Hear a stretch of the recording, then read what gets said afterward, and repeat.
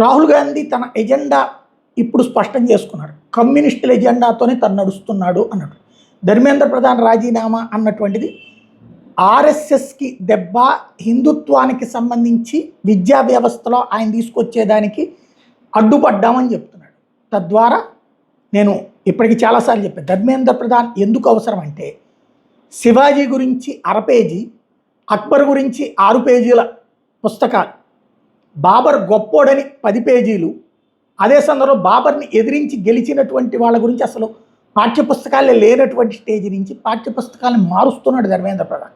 అట్లాగే యూనివర్సిటీలు అంటే అదేదో కమ్యూనిస్టులకి సంబంధించినటువంటి కార్యాలయాల్లాగా మారినటువంటి జేఎన్యూల్ని వీటన్నిటిలో కూడా మార్పు తెస్తున్నాడు. యాక్షన్ తీసుకునే విధానాన్ని ప్రవేశపెడుతున్నాడు. ధర్మేంద్ర ప్రధాన్ ఓ రకంగా విద్యా వ్యవస్థని చెరబట్టిన కమ్యూనిస్టుల చేతి నుంచి బయటికి తీసుకొస్తున్నాడు.